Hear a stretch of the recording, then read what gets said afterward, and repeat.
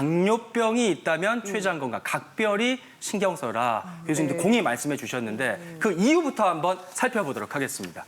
첫 번째, 당뇨병을 오래 앓는 당신 췌장암 위험이 무려 최대 4배까지 높아진다. 이거 진짜일까요, 정 교수님? 네. 그 췌장은 인슐린, 글루카곤 같은 호르몬을 분비해서 혈당을 조절하게 되는데요. 당뇨의 형태 중에서 췌장 질환과 관련성 있는 것은 인슐린 의존성 당뇨가 되겠습니다. 인슐린 분비능이 떨어져서 외부에서 인슐린을 줘야 되거나 경구용 혈당 강화제로 잘 조절되지 않아서 인슐린을 지속적으로 투여받아야 되는 경우에 문제가 되는데요. 이렇게 외부에서 인슐린을 투여하게 되면 우리 몸에서는 인슐린이 부족하다고 생각해서 인슐린 성장 인자를 만들어서 분비하게 됩니다. 이런 인슐린 성장 인자가 불필요하게 상승되어 있으면 이 인자가 췌장 세포를 자극해서 췌장암을 유발할 수도 있다는 보고가 있습니다. 걱정이 많이 되는데요. 네. 당뇨병에 망가진다, 췌장 그 두 번째도요. 보시면 췌장암 환자의 절반은 당뇨병을 진단받고 1년 이내에 발생을 했다. 1년 이내면 짧은데. 그러면 당뇨병이 심하게 생기면 췌장을 좀 의심해 봐야 될까요, 청 교수님? 네. 그 당뇨는 췌장암의 원인일 수도 있지만 췌장암의 결과로 나타날 수도 있습니다. 건강했던 성인이 어느 날 갑자기 혈당이 올랐다 내렸다 하다가 결국 당뇨로 진단을 받게 된 경우를 그러니까 새롭게 생긴 당뇨라고 하는데요. 이 이유는 췌장암이 생겨서 2차적으로 췌장의 조직이 손상을 받고 인슐린 분비능이 떨어지기 때문에 당뇨가 생기게 되는 거죠. 그래서 이게 건강했던 성인이 새롭게 당뇨를 진단받은 경우에 있어서 한 연구 결과의 보고에 의하면 이미 췌장암이 있을 가능성이 한 30% 내외라고 알려져 있습니다. 그리고 당뇨병의 유무뿐만 아니라 혈당의 변동폭 이것도 봐야 된대요. 혈당 스파이크가 심한 당신은 췌장이 신음하고 있다는 신호다. 박 교수님 진짜인가요?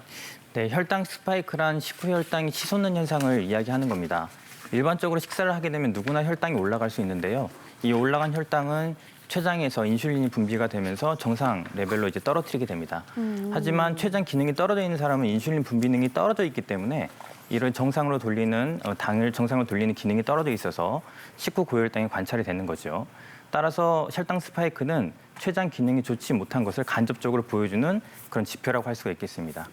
반면에 일부 연구에서는 이제 고혈당이 지속이 된다든지 아니면 고혈당과 저혈당이 반복적으로 생길 경우에 췌장에 무리가 돼서 췌장에 있는 세포가 파괴가 되는 그래서 췌장 기능 부전이 생기는 경우를 보고도 하고 있습니다. 따라서 혈당 스파이크가 췌장을 나쁘게 하는 원인이라고도 생각해 볼 수가 있겠습니다. 네, 그렇군요. 이렇게 당뇨병과 췌장의 연결성이 있다 보니까 많은 분들이 관계에 대해서 질문을 주셨는데요. 확인해 보도록 하겠습니다. 네. 어떤 질문 들어와 있을까요? 이제 사전에 질문 좀 받아봤는데요. 네, 당뇨병 때문에 췌장이 나빠지는 건가요? 아니면 췌장이 나빠져서 당뇨가 오는 건가요? 이거 정말 최석 궁금하다. 교수님, 네. 어떻게 설명해 네, 주실까요? 천영국 교수님도 말씀해 주셨지만 이제 당뇨와 췌장 질환에 대해서는 예전부터 많은 연구가 있었고 이게 서로 영향을 주고 있다는 게 대세적인 생각입니다. 그래서 그 췌장이 나쁘는 경우에는 인슐린과 글루카곤의 분비가 떨어지기 때문에 당뇨가 당연히 발생할 수가 있고요. 만약에 당뇨가 생긴 환자분에서 췌장암을 생각할 경우에는 췌장암의 발병률의 2배 정도 정상인보다 높고 50세가 이상이 된 경우에는 약 10배 이상 상승하는 것으로 알려져 있습니다. 따라서 어떤 게 먼저 생겼다를 생각하는 것보다는 서로 영향을 주고 있다라고 판단하시는 게 좋겠습니다. 예, 한 세트로 생각하고 관리를 해야겠고요. 네. 그다음 질문 보겠습니다. 자, 당뇨병 환자는 누구나 췌장 검사를 주기적으로 해야 하나요? 강지현 교수님 그래야 될까요? 네, 사실 췌장암을 검사를 하려면 초음파 검사와 CT 검사가 있는데 네. 초음파 검사는 비만하면 잘 안 보이고 또 작은 종양이 초음파로는 안 보일 수도 있기 때문에 복부 CT 검사를 해야 되는데요.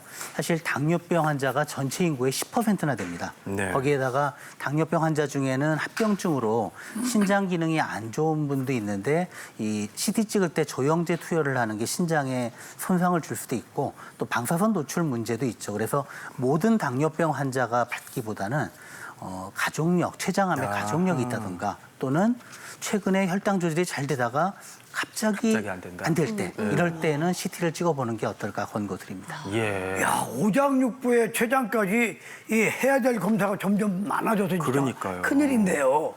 췌장 내시경 초음파라는 게 있는데 이건 어떻게 하는 건지. 네.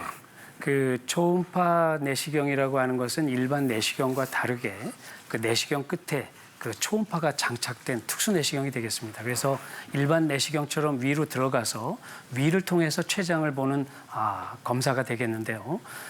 그 일반적으로 췌장암에 대한 스크리닝 검사라기보다는 다른 검사에서 췌장암이 의심됐을 때 이것을 네. 확인하고 네. 조직 검사를 하기 위해서 하는 검사가 되겠습니다. 영상을 한번 보시겠습니다. 지금 이제 초음파 내시경을 하고 있는 예, 예. 장면이고요.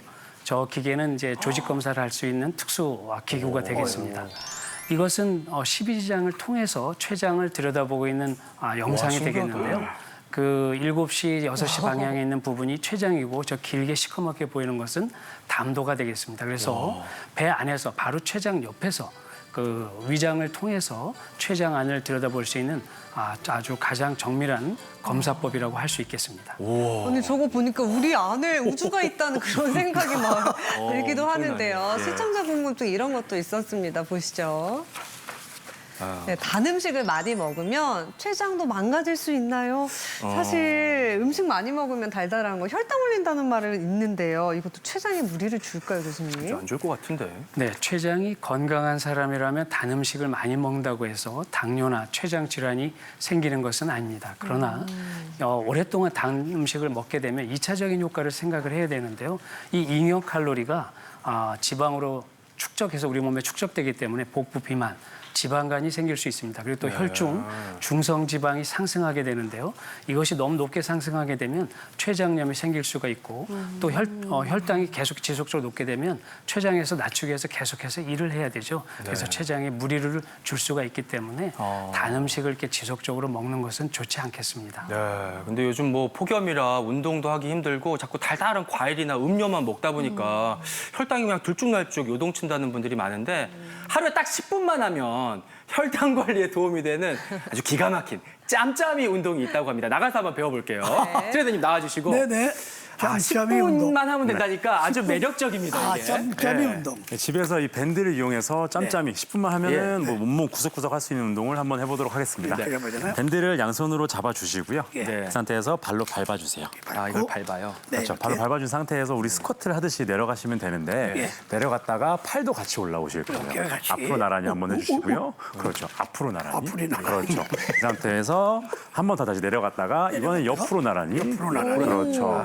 다시 한번 갔다가 내려갔다가 위로. 앞으로 나란히. 그렇죠. 다시 한번 옆으로 나란히. 옆으로 나란히. 그렇죠. 20번 하실 건데 쭉 하나, 둘. 그렇죠. 다시 하나, 앞으로. 그렇죠. 다시 한번 하나, 둘. 그렇죠. 이렇게 하시면 되는데 지금 배를 이렇게 내미시는 거는 다리 힘이 부족하니까 허리 힘으로 이렇게 내민다는 얘기거든요. 생각보다 굉장히 많으세요. 그래서 배 힘을 딱 주시고 배가 안 내밀어지게. 안 내면서 주고. 그렇죠. 다시 한번 쭉 이렇게 해보시면은 대퇴 근육과 그리고 너무- 어깨 전면 삼각근과 측면 삼각근을 같이 이용해서 어깨 하체 운동을 같이 드실 수가 있어요. 이게 허벅지도 허벅지지만 허벅지지만 배도. 어깨, 배, 뭐 다 굉장히 많이 다 들어갔습니다. 들어가네요. 야, 힘이 다 들어가. 15에서 20회, 3세트에서 4세트 굉장히 해주시면 간단한 되고요. 운동이네. 예. 한 두 가지 더 알려드리면은 10분 운동이니까 밴드를 양손으로 이렇게 잡아주세요. 양손으로. 그렇죠. 잡아주신 상태에서 네. 우리 런지 자세를 할 건데 이 상태에서 뒤로 한 발 빼서 빼셨죠? 이 상태에서 이 밴드를 무릎으로 찬다는 느낌으로 꾹 올라와 주세요. 꾹.